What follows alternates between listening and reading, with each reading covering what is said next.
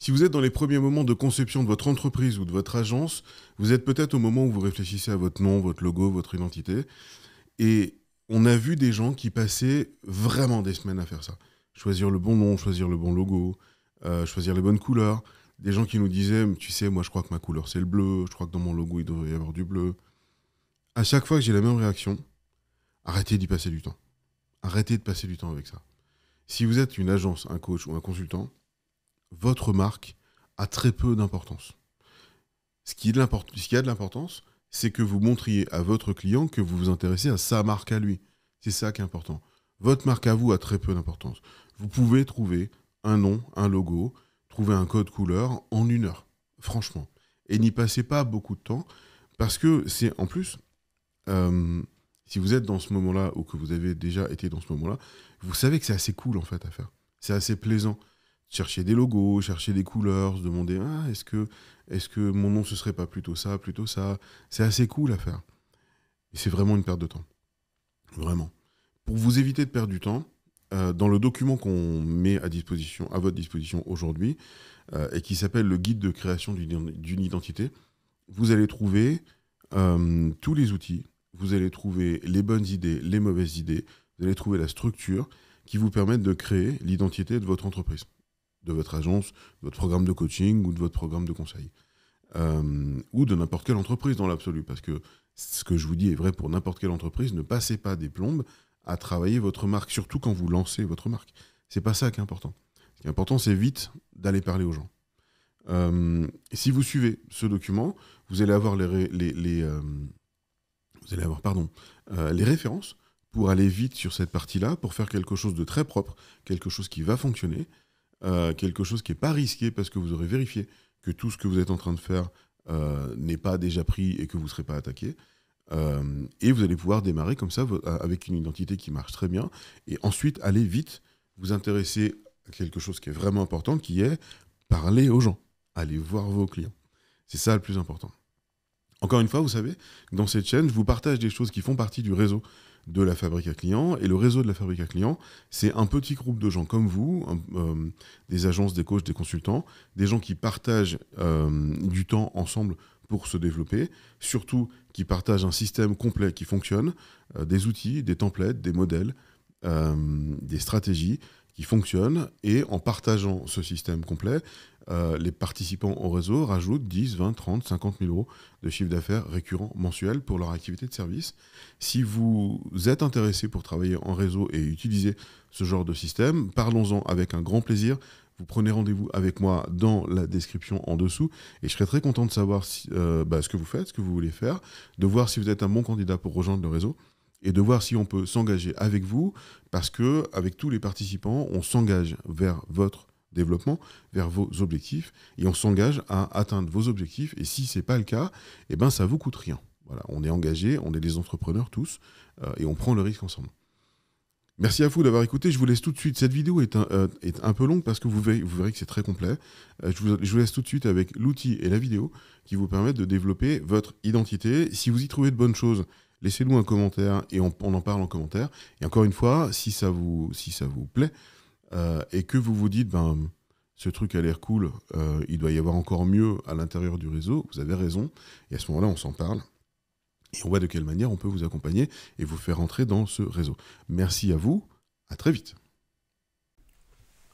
On va s'attaquer à la définition de l'identité de l'agence, de l'entreprise, et on va mettre en place les briques de base qui vont nous permettre de développer tout le reste en termes d'identité visuelle et d'identité en termes de copywriting.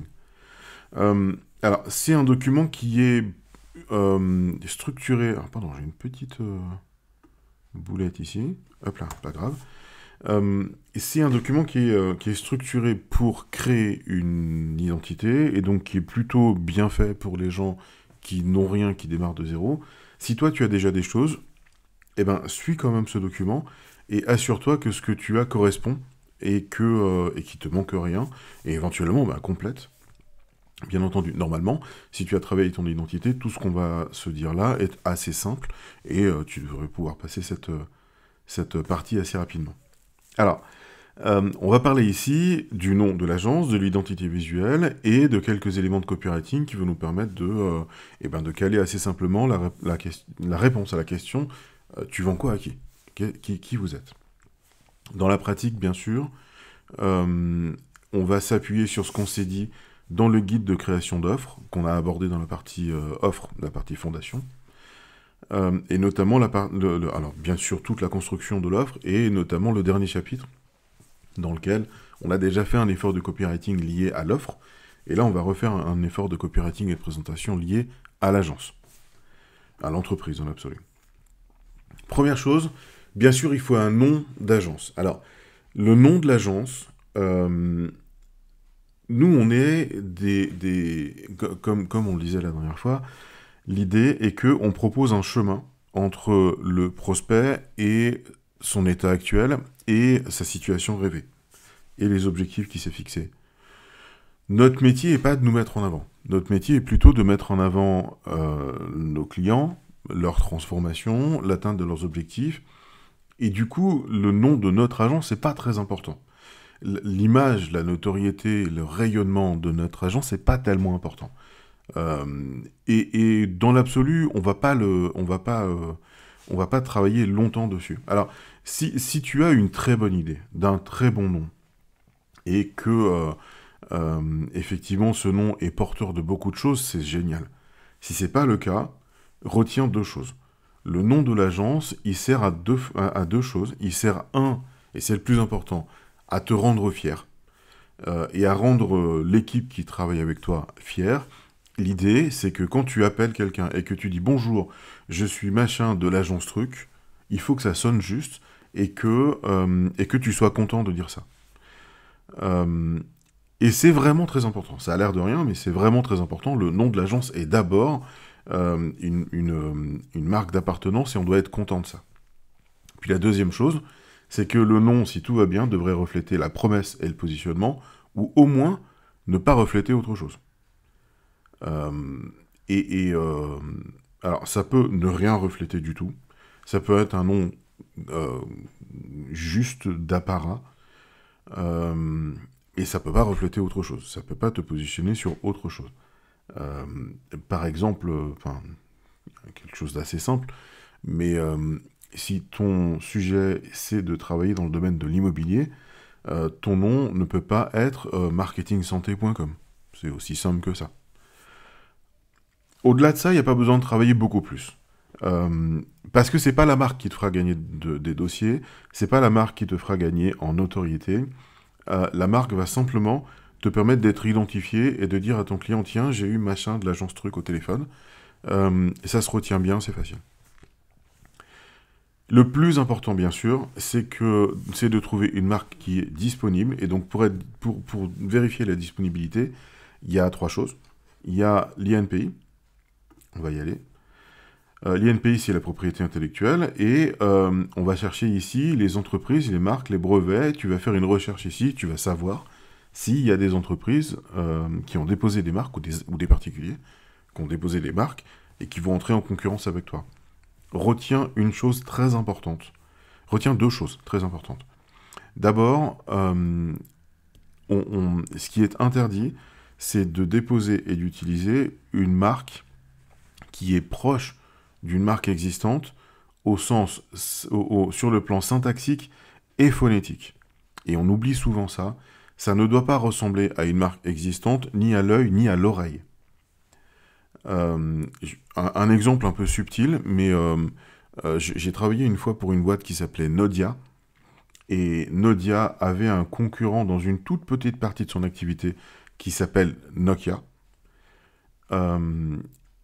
Alors, franchement, ils ne l'avaient pas vu venir. Nodia, c'était pour autre chose, ça signifiait autre chose. Ils n'avaient pas du tout Nokia en tête, et ils se disaient, Nokia, Nodia, c'est quand même pas la même chose. Et les avocats de Nokia ont attaqué, ils ont gagné. Et la vraie douleur, là, c'est que, 1, il faut payer un avocat pour se défendre, et que 2, la procédure prenant un peu de temps, ils avaient voulu garder leur impulsion de base, donc Nodia, et donc ils ont travaillé leur image pendant 2 ans, avant d'avoir le verdict des tribunaux et avant d'être interdits d'utiliser leur nom. Donc pendant 2 ans, ils avaient travaillé la notoriété d'un nom qu'ils ne pouvaient pas garder. Donc c'est vraiment important, il faut garder ça en tête, c'est ressemblance syntaxique et phonétique. Ça ne doit pas ressembler ni à l'œil ni à l'oreille. Et la deuxième chose, c'est que l'INPI, lorsque vous déposez un nom de marque, ne vérifie pas. Il vous autorise. Éventuellement, ils vont faire une recherche d'antériorité et ça va te renseigner, mais tu déposes à tes risques et périls. Et le risque, c'est que même si l'inscription est passée, l'ayant droit qui se sent attaqué va te demander de retirer et va annuler le dépôt, en fait.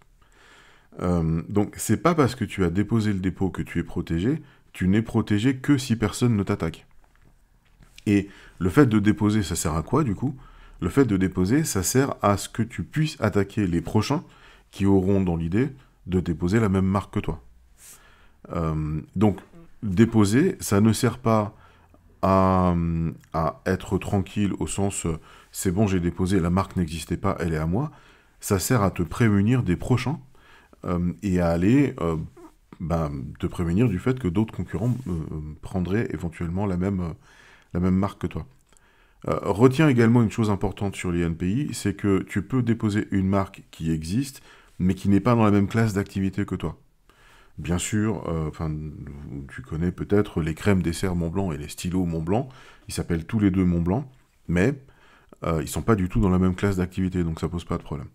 Donc tu déposes une marque dans une classe d'activité, et c'est pas très grave si elle existe dans d'autres classes d'activité. Dernière chose sur l'INPI, lorsque tu déposes une marque, ta marque t'appartient tant que tu l'utilises. Si tu déposes une marque que tu n'utilises pas, on peut t'attaquer pour récupérer la propriété de la marque en argumentant le fait que tu l'as déposée pour la garder, mais comme tu ne l'utilises pas, on peut la prendre. Donc si tu déposes une marque, il faut l'utiliser, ça ne sert à rien de bloquer toutes les marques du monde. Si tu ne l'utilises pas, elle n'est pas à toi. Donc voilà pour la partie INPI. Deuxième chose, bien sûr, Hostinger, le domaine. Alors, Hostinger vérifie tous les domaines du monde, c'est pas la peine d'aller chercher ailleurs. Surtout, méfie-toi des sites un peu originaux de vérification de disponibilité des noms de domaine. On a vu, par exemple, des sites avec des champs comme ça qui permettaient de vérifier la disponibilité des noms de domaine et qui, en fait, au moment où tu vas chercher la disponibilité, vont faire l'enregistrement. Et quand tu reviendras chercher la disponibilité, ils vont te le vendre parce qu'entre-temps, ils l'auront déposé. Il y a des trucs comme ça sur lesquels il faut faire attention. Par défaut, va sur Hostinger, ça fonctionne bien. Et puis ça te permettra ensuite de dérouler et de prendre le nom de domaine.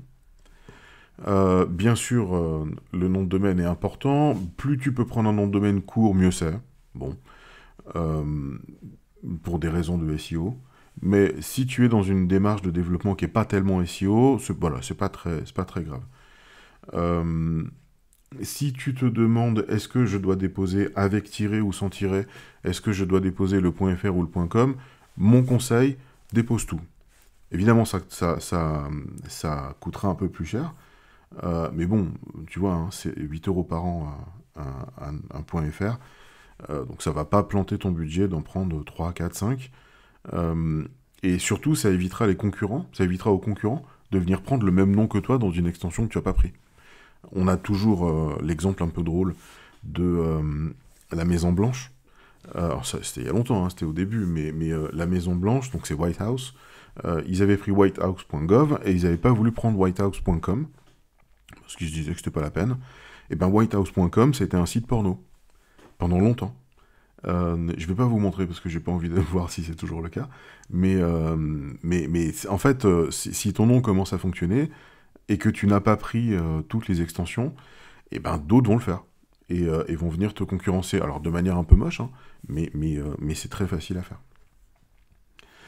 Donc voilà pour le nom de domaine, c'est plutôt direct, il n'y a pas tellement de choses à se dire sur les noms de domaine. Si tu tiens vraiment à un nom de domaine et que le nom de domaine est pris, il y a toujours moyen de contacter quelqu'un et de contacter le propriétaire et de lui faire une offre. Franchement, je t'y invite pas, parce que c'est difficile. Aller snapper un nom de domaine expiré, tu sais pas ce qui s'est passé sur le nom de domaine avant, c'est compliqué, voilà, je t'y invite pas. Il y a encore beaucoup de possibilités pour trouver des noms de domaine disponibles. Euh, et trouve un nom de domaine neuf disponible, c'est vraiment le plus simple. Je dirais pas la même chose si on était dans une dynamique de PBN ou de SEO dans laquelle on cherche à snapper des noms avec de l'antériorité, mais pour le domaine principal de l'agence, je vraiment pars sur quelque chose de neuf. Et puis, ici, là, un moteur qui s'appelle Namecheck, et Namecheck, il permet d'identifier la disponibilité sur les médias sociaux. Donc là, par exemple, il va te...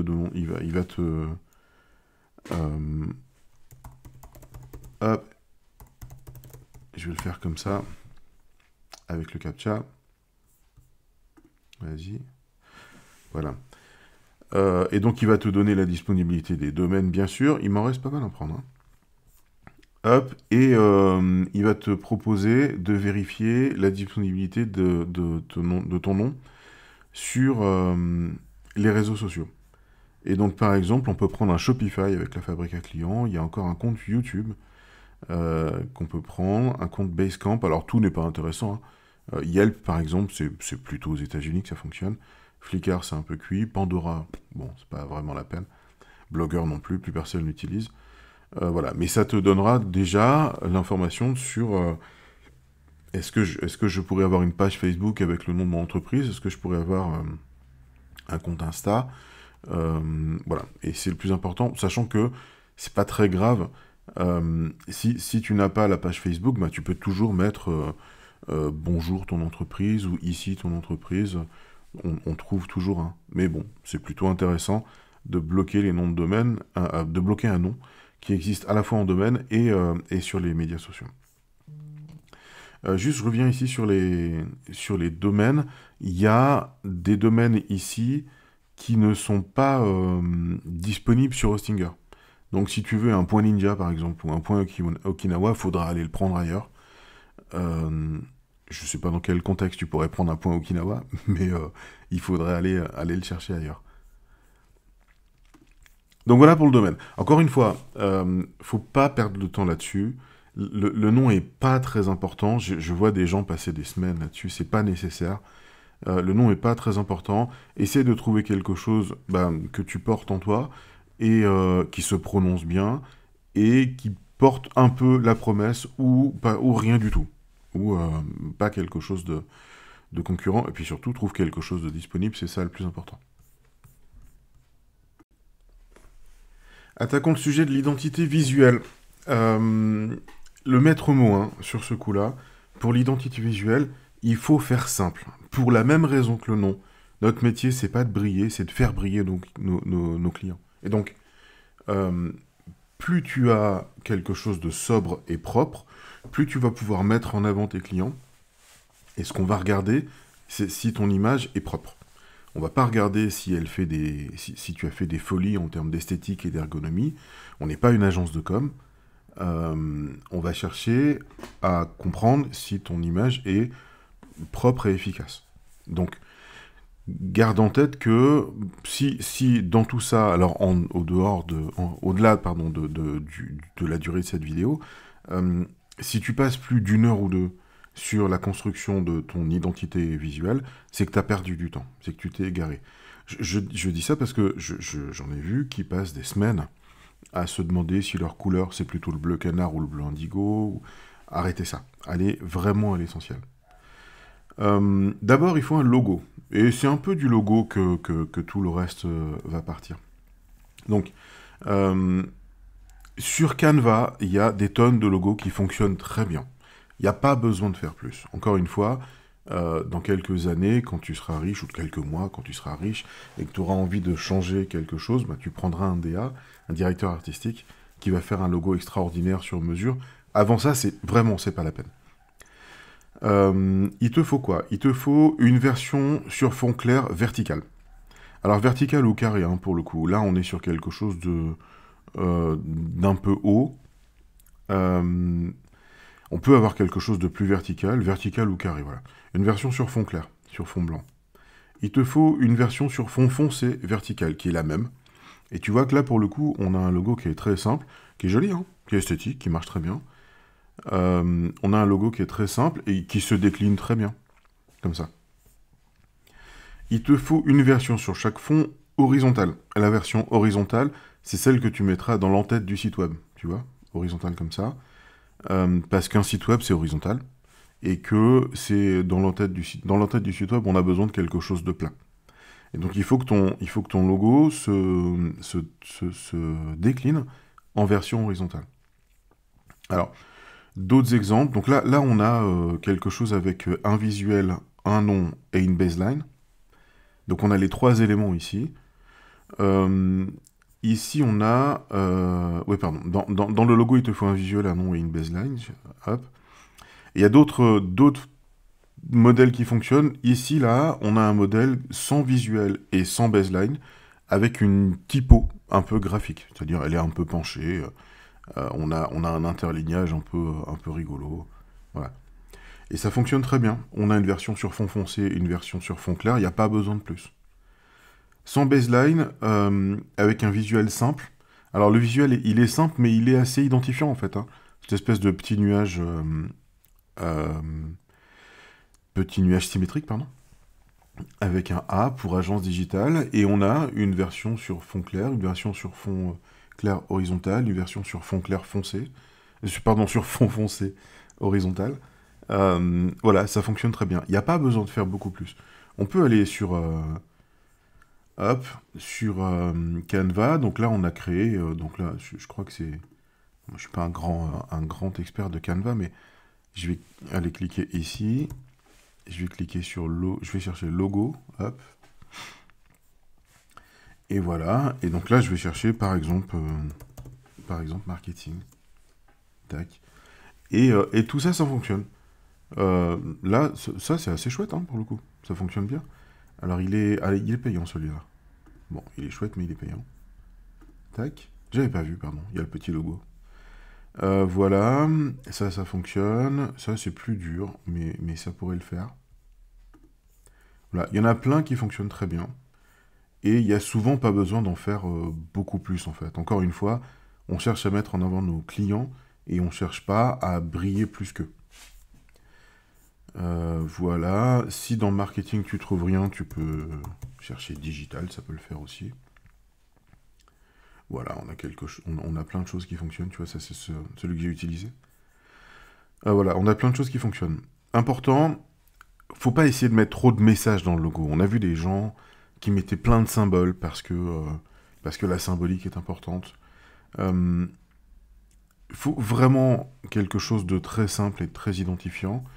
Ça, par exemple, franchement, ça marche très bien. C'est simple, ça marche bien. Ça va très bien. En revanche, il faut éviter les couleurs trop fortes. Ça, à utiliser, c'est compliqué. À décliner, c'est compliqué parce que il te faut un environnement aussi intense et aussi bariolé que ça. Bon, moi, je conseille pas les logos trop sophistiqués avec des couleurs trop dures. Je conseille pas du tout non plus les dégradés. Ces dégradés-là, parce que c'est difficile à décliner. À utiliser, c'est vraiment très compliqué. Je conseille pas les formes trop complexes. Parce que, d'abord, ça te donne l'image de quelqu'un qui est un créatif dingue et qui va pas s'occuper du business, mais qui va plutôt faire des trucs jolis. Et puis parce que, alors pour la même raison que celui-là d'ailleurs, hein, les esthétiques à la mode, parce que les choses à la mode sont les choses qui se démodent le plus facilement et t'as pas envie de refaire ton logo tout le temps. Et alors c'est une question de goût, hein, mais cet assemblage de couleurs là, c'est un peu daté. Le violet et l'orange, on faisait ça il y a quelques années, voilà, faut éviter ce genre de truc. Là, on a un logo un peu vieillot, faut éviter ça. Euh, donc voilà pour les logos, c'est assez simple hein, pour le coup. Voilà, on le décline. Fond clair, fond foncé, carré ou vertical et horizontal. Et ça va très bien. Et ça va très bien. On va faire l'exercice hein, pour le coup. On va prendre... Alors tu vois, ça par exemple, admettons qu'on utilise ça. On va prendre celui-là. Et puis on va essayer de le décliner. Là, on a quelque chose dans un format très vertical. Là également, on a quelque chose dans un format très vertical. Si je dessine une zone autour. Voilà, on a un logo qui tient dans une zone très verticale. La zone le format vertical comme ça, il sera très dur à utiliser. Sur le web, ça marchera pas. Sur le mobile, ça marchera pas. Du coup, ce qui est vraiment important, c'est de savoir si ce logo-là se décline en horizontal. Alors, il faut essayer. Par exemple, là, ah oui, c'est ça le truc. Hop, je vais chercher ce petit carré-là. Je vais le mettre sur le fond blanc pour voir si ça fonctionne sur fond blanc. Donc, hop, sur fond blanc. Ok, sur fond blanc, ça fonctionne. Ensuite, du coup, là, c'est une typo. Donc, moi, je veux agence digitale. Je vais mettre le A, hop là, et le D pour agence digitale.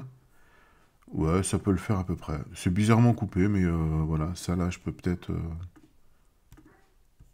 Hop, tu t'en vas, voilà. Est-ce que je peux le déplacer, peut-être le mettre par là? Ou alors... On bricole, hein. Ou alors peut-être mettre un rond, comme ça, qui va suivre un peu la courbe du dé. Tac. Si je le mets comme ça, je le mets en blanc. Et du coup, je vais le faire partir à l'arrière-plan. Voilà. Et du coup, je vais enlever ça. Et... Ah non, en fait, pas ça que je voulais faire. Tac. Donc le A, je vais le laisser derrière. Ça, hop là, je vais le mettre au premier plan. Et du coup, le D, encore au premier plan. Mettre au premier plan, voilà. Ouais, ça peut le faire, tu vois. Ok, on va le garder comme ça. Voilà, là on va dire, en majuscule, agence digitale. Je crois que j'en avais un plus avancé que l'autre. Non, même pas. Agence digitale. Ok, ça peut le faire. Ça peut le faire. Du coup, on va dupliquer et puis on va voir si on peut le mettre à l'horizontale. Donc hop, celui-là on va le mettre là. On va le mettre du coup beaucoup plus petit. Tac. Et on va mettre ça par là. Genre là par exemple. Ouais, tu vois là ça marche plus. Hein. Le visuel... Le visuel, pour qu'il ait de la gueule, il faut le mettre trop grand. Et du coup, on n'est plus non plus... on n'est pas dans quelque chose d'assez horizontal, on reste dans quelque chose d'un peu trop haut. Pour vraiment avoir quelque chose d'horizontal, il faut que le visuel soit vraiment petit, et c'est moche. Ouais, ça marche pas. Donc tu vois, ce logo-là, il est joli, mais quand on le décline, il marche pas. Voilà, fausse bonne idée. Ou alors il faudrait déstructurer ce truc-là et le faire un peu différemment, mais voilà, non, mauvaise idée.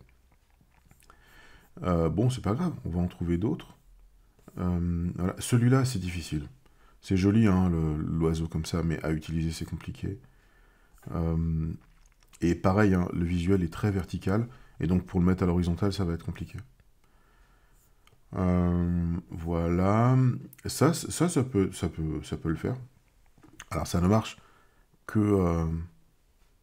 je vais faire une nouvelle page. Ça ne marche que si ton logo commence par un A. Hein. Mais là, on a quelque chose de vraiment très simple. Agence, là, agence digitale. Ça fonctionne. On peut agrandir un peu, parce que là, on a quelque chose qui pointe vers le bas, c'est moins élégant. Voilà. Juste l'agrandir un peu. Est-ce qu'on a quelque chose qui permet de gérer l'interlignage pardon, l'interlettrage, c'est-à-dire l'écartement entre les lettres. Bon, peut-être, mais on atteint mes limites sur Canva. C'est pas très grave. Là, on a quelque chose qui fonctionne. Je vais le rajouter. Voilà, je le rapproche un peu. Ok, on a quelque chose qui fonctionne. Et donc, on a une couleur qui est cette couleur-là. Bah, très bien, admettons. Ça fonctionne. Donc, si j'essaie de le décliner, je vais enlever le fond pour le faire passer sur fond blanc. Et du coup, là, je vais prendre une couleur. Alors, je peux mettre un noir, mais du coup, c'est moins élégant. Peut-être qu'on peut reprendre ce bleu-là. Du coup, si je fais ça, hop, et bah, c'est celui-là d'ailleurs, c'est le petit, donc 0,7 machin. Je vais faire ça. Tac. Ah bah non, c'est celle que j'ai. Ah non, mais très bien. Très bien, très bien. Voilà, on a quelque chose qui fonctionne. Voilà, agence digitale, ça fonctionne. Alors, il est mieux sur fond noir, hein, mais enfin sur fond foncé, mais bon, c'est pas très grave. Voilà, du coup, je vais essayer de le décliner en horizontal. Je mets ça ici. Je vais mettre ça là. Alors, ça peut... Donc là, du coup, voilà, on a quelque chose de déséquilibré, donc il faut diminuer un peu ça comme ça. Là, on a quelque chose qui est à peu près aligné. Ouais, ça fonctionne. Hop là. Ça, je vais le... Bah ouais, ça marche. Ouais, ça marche. On pourrait aligner les deux, là, les aligner à gauche, mais en fait, comme on suit à peu près la courbe du A, on est peut-être plutôt pas mal. Juste pour bricoler, je vais diminuer un peu ça. Ouais, ouais, allez, ça fonctionne. Du coup, je vais, hop là, chercher à en faire une version sur fond foncé horizontal. Tac, voilà. Ça, je le mets ici. Tac, ça, je le mets là. Donc, alors évidemment, mon logo, remarque, peut-être. Hop, on va prendre celui-là. Tac, et en blanc. Bon, bah voilà. Alors, ça fonctionne comme ça aussi. C'est tout. Voilà, je le garde comme ça. J'ai un logo sur fond noir horizontal, enfin sur fond foncé vertical, fond clair vertical, fond clair horizontal, fond clair, fond foncé horizontal, pardon. C'est tout, je vais y aller comme ça. Et en plus, ça m'a donné mes deux couleurs fortes, donc le jaune et le fond, on est bon. Ok? C'est pas plus compliqué que ça, faut pas aller plus loin que ça. Alors évidemment, celui-là ne fonctionne que si on a un A, hein, parce que c'est un dessin de A. Si ton agence commence par un D ou un Z, alors il faut trouver une autre esthétique. Mais...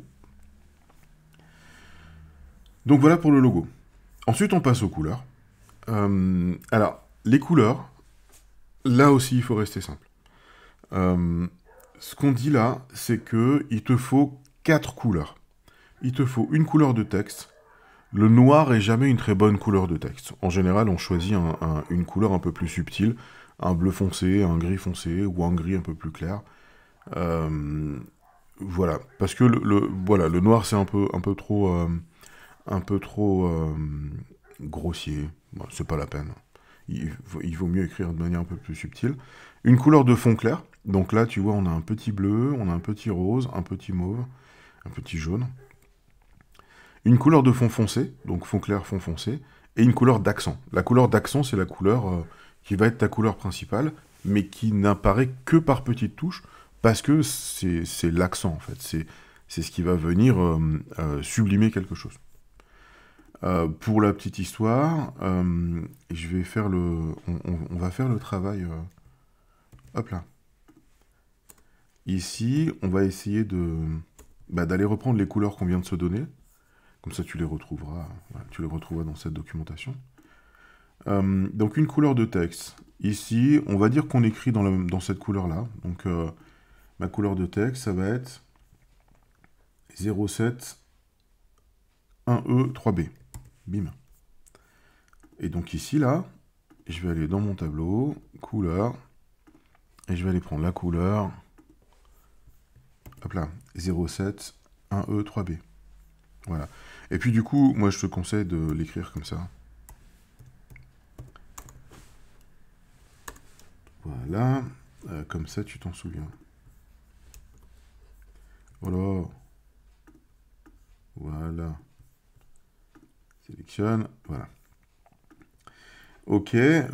Ici, il me faut une couleur de fond clair. Alors, pour le coup, je vais reprendre celle-là parce que je l'ai déjà. Remarque, non. Je vais le faire comme ça. Une couleur de fond clair. On est dans du bleu et donc ce sera ce jaune-là ou ce orange-là qui sera la couleur d'accent. Donc, je vais prendre une couleur de fond clair bleu, pareil.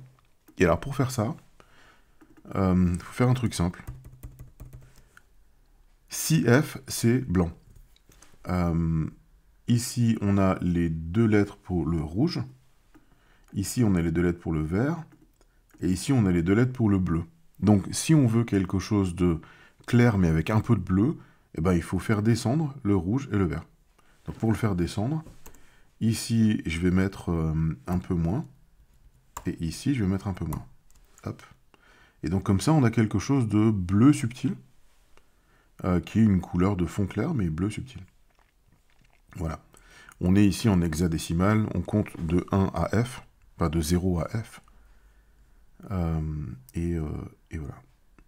Donc voilà ma couleur de fond clair, ça le fait. Ici, une couleur de fond foncé, bah, je vais reprendre la même qu'ici, voilà, je suis pas embêté. Hop là. Ici, pardon, je me souviens pas, j'ai fait F1, F1, FF, voilà, très bien. Et là, je vais aller prendre ma couleur d'accent, qui est celle-là, bim, et qui est FEBA00. Et donc, je vais aller, tac, ici, FEBA00.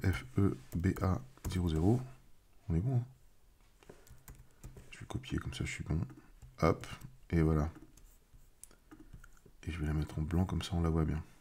Donc voilà mon code couleur. Et j'ai pas besoin de plus. Et tu verras que quand tu démarres un site web, notamment si tu le fais avec Elementor Pro, mais même pour les autres, hein, pour le coup, tu vas mettre de côté ou préparamétrer dans les couleurs globales ces 4 couleurs-là, et ça va marcher très bien. Voilà, et comme ça tu es sûr de pas partir dans des chemins compliqués de couleurs ou de dégradés compliqués. Voilà, reste simple. Tu sais que ces couleurs s'assemblent bien.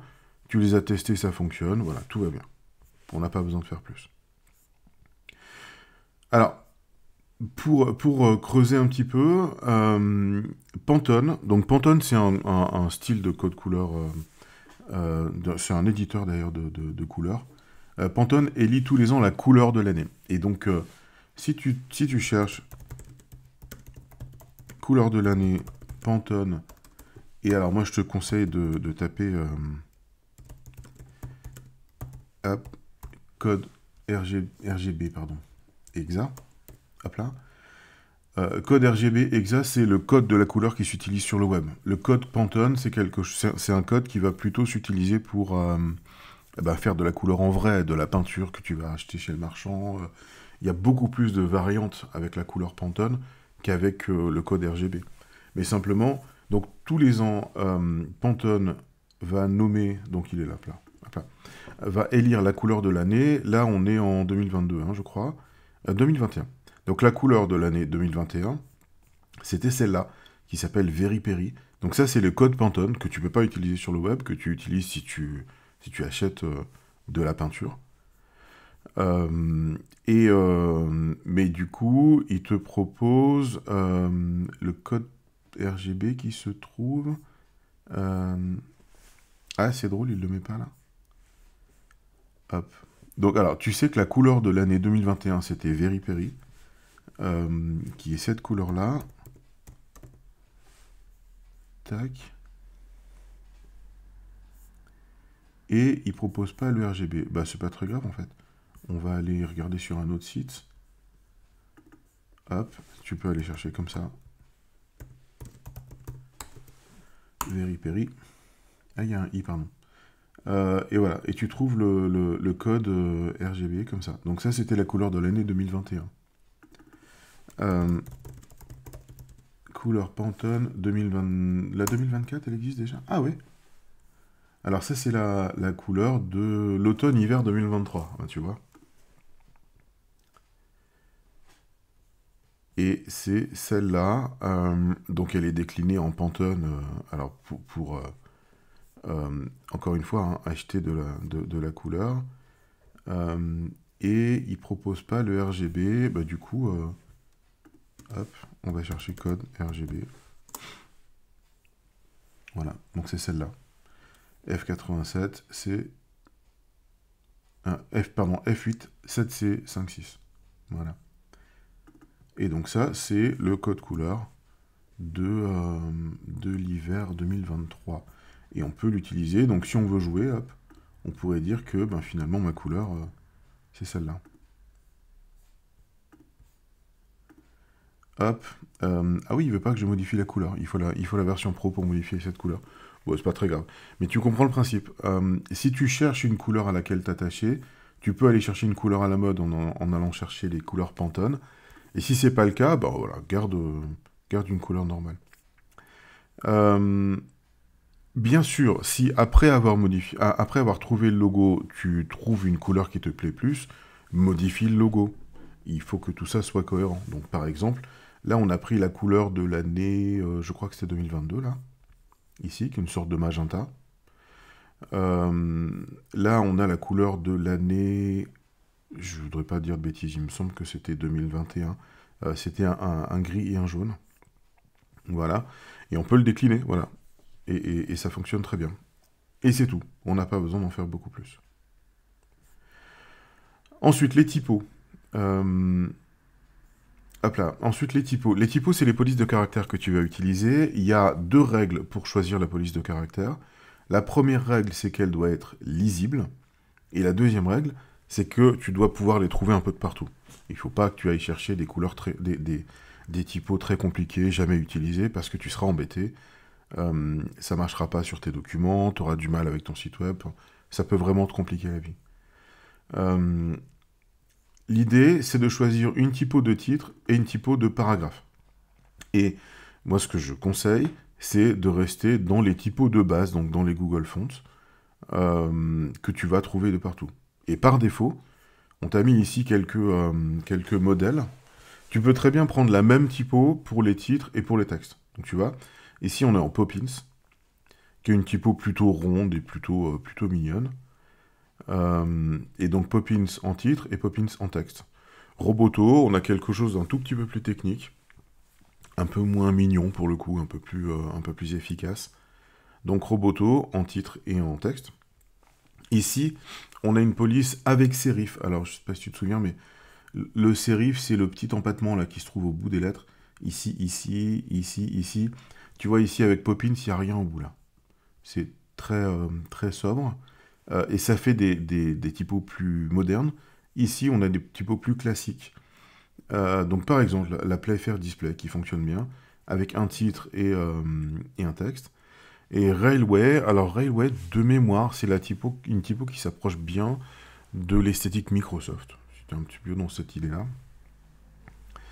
Voilà. Et puis, un peu plus difficile à manipuler, mais avec plus de caractères, tu peux avoir une typo de titre et une typo de texte qui sont pas les mêmes. Donc, par exemple, tu peux avoir une Playfair Display sur les titres et Roboto sur les textes. Roboto parce que c'est très lisible, et la Playfair Display, elle est un peu plus graphique en fait. Ou alors, tu peux prendre une typo comme ça, comme la Lobster, qui est vraiment beaucoup plus graphique, et toujours avec un texte très lisible. Et là, on a quelque chose de plus technique, de plus rigide, avec la Oswald. Et pareil, le texte, toujours en roboto, parce qu'il est très lisible. Donc tu comprends, hein, le texte, il faut que ce soit lisible. Les titres, tu peux faire quelque chose avec un peu plus de caractère. Attention à ne pas écrire un texte en Oswald, parce que, pour t'expliquer, si je prends cette phrase-là par exemple, et que en Oswald ou même en Lobster, enfin avec des typos avec du caractère, tu vois, là pour le coup, je prends la typo Lobster qui est celle-là, là, et si j'écris un titre comme ça, c'est plus lisible du tout. Voilà, c'est pas la peine. Ça complique juste la vie pour le lecteur, et ça apporte rien en vrai. Donc hop là, je vais retourner voilà, à la normale. Tu vois qu'on est beaucoup plus lisible. Là, on est en Poppins, tu vois. Tout ça, ces documents sont globalement en Poppins. Attention, attention à ne pas utiliser des typos rigolotes comme comics sans MS. Parce que t'es pas un rigolo. Faut arrêter ça. Ça, c'était dans les années 80 quand on voulait faire marrer les amis en faisant des PowerPoint avec des blagues. On fait plus ça. Utilisez plus ce genre de truc. C'est pas professionnel du tout. Vous avez l'air ridicule en faisant ça. N'utilisez pas ce genre de truc. Restez professionnel. Tu vois en prenant des choix comme ça qui sont sobres et qui marchent bien, il n'y a pas de raison, y a pas de raison de déborder. Restez professionnel et sobre également pour les typos, c'est vraiment important. Dans le doute, font.google.com, c'est le moteur dans lequel tu vas retrouver les Google Fonts, donc les typos. Ça, c'est la phrase qui va te mettre en illustration. Et tu vas pouvoir chercher des typos. Donc, par exemple, si tu veux utiliser la typo lobster parce qu'elle te plaît bien et ça te fera des titres qui vont être très, très graphiques. Tu vois, là, pour le coup, c'est joli, c'est graphique. Alors, il faut que tout aille avec, hein, mais c'est joli, c'est graphique. Donc, tu vas pouvoir choisir cette typo-là. Si tu l'as pas, ce qui est rare, mais si tu l'as pas, tu peux la télécharger et l'installer sur ton ordinateur. Et puis, bah, tu vas pouvoir la décliner et voilà, tu vas pouvoir taper avec et voir ce que ça donne. Hop. Et tu peux ici la télécharger et l'installer sur ton ordinateur, même si normalement elle est déjà installée. Donc voilà pour les typos. Et puis la dernière chose qu'il nous reste à faire, c'est un peu de copywriting. Donc tu as un logo, tu as des typos, tu as des couleurs. Et maintenant, pour bien finir l'identité de ton entreprise, on fera du copywriting dans la vidéo d'après. Deux éléments à travailler en termes de copywriting pour définir l'agence. Le premier élément, c'est la présentation courte qu'on appelle aussi la baseline. La baseline répond à une formule assez simple. J'ai vu quelques marketeurs américains qui appelaient ça le product market fit. Alors, c'est un peu étonnant d'appeler ça le product market fit, c'est un peu autre chose, product market fit d'habitude, mais bon. Cette phrase est vraiment importante, travaille-la bien, utilise-la abondamment, et elle répond à la formule assez simple qui est « Nous aidons les clients à obtenir des objectifs grâce à des outils ». C'est très simple, c'est aussi simple que ça. Donc par exemple, nous aidons les thérapeutes à remplir leur agenda grâce à la pub Facebook. Nous aidons les professionnels de l'immobilier à signer plus de mandats sans faire de pige grâce à l'IA. Nous remplissons les agendas des commerciaux d'ESN avec des rendez-vous qualifiés grâce à des systèmes de prospection digitale sur mesure. Tu vois? Et ça se décline. Alors pour le coup, la seule chose à comprendre, c'est qui sont tes clients? Normalement, tu le connais, tu le sais. Quels sont leurs objectifs? Normalement, tu le sais. Et grâce à outils, normalement, tu le sais aussi, ça fait partie de la méthodologie que tu as écrit dans le pitch de ton offre. Donc c'est assez simple. Nous aidons clients à obtenir des objectifs grâce à des outils. Ok? Ça, c'est la baseline. Ça doit être très court, très efficace. Et puis ensuite, tu as la tagline. Alors, la tagline, je voulais revenir là-dessus pour éviter là aussi une fausse piste. La tagline, c'est le slogan. Et le slogan, là où la baseline est très factuelle et très efficace, le slogan est un peu plus poétique, un peu plus créatif. Le slogan ne décrit pas l'activité et les objectifs. Le slogan décrit plutôt une valeur, un état d'esprit ou un biais ou une manière de faire. Donc, par exemple, L'Oréal, parce que nous le valons bien. Bon. Le Just Do It de Nike, le What Else de Nespresso, le Faire du ciel le plus bel endroit de la Terre de Air France.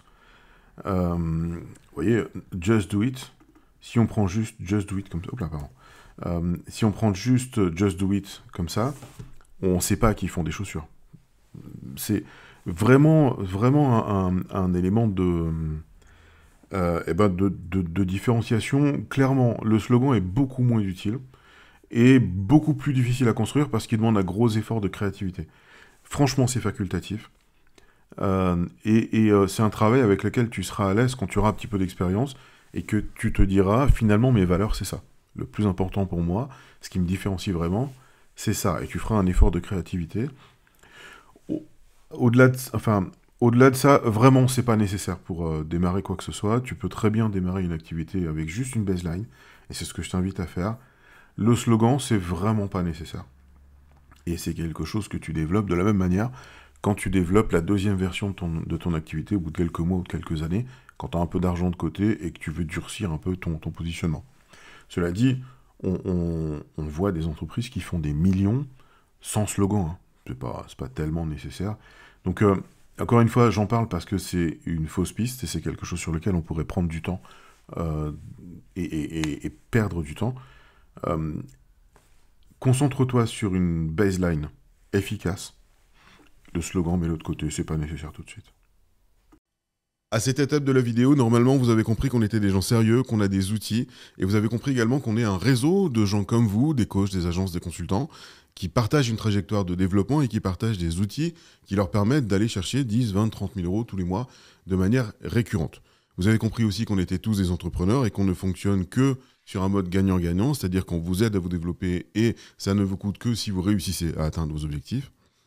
Et puis, vous avez compris que vous pourriez rentrer dans ce réseau. Alors, on recrute, nous, tous les trimestres, 15 nouveaux participants dans le réseau, pas plus. C'est pas un très gros réseau. On ne cherche pas à réunir des centaines ou des milliers de personnes dans ce réseau. On cherche à réunir un noyau dur de gens très motivés qui s'entraident et qui partagent un système qui fonctionne. Si vous voulez savoir si vous êtes le bon candidat pour rentrer dans le réseau, je serais très content d'en discuter avec vous pendant un rendez-vous. Vous avez le lien en dessous de cette vidéo pour prendre rendez-vous avec un des consultants qui anime le réseau, et peut-être moi. Cliquez dessus, prenez rendez-vous. Nos agendas sont un peu remplis, donc n'attendez pas, prenez rendez-vous. Et moi, je serais très content de comprendre ce que vous faites, vos objectifs, de comprendre de quelle manière on peut vous aider et puis de vous montrer des gens comme vous qui font partie du réseau et qui se développent et que vous allez pouvoir rencontrer, avec lesquels vous allez pouvoir travailler. Prenez rendez-vous maintenant et on se voit avec grand plaisir.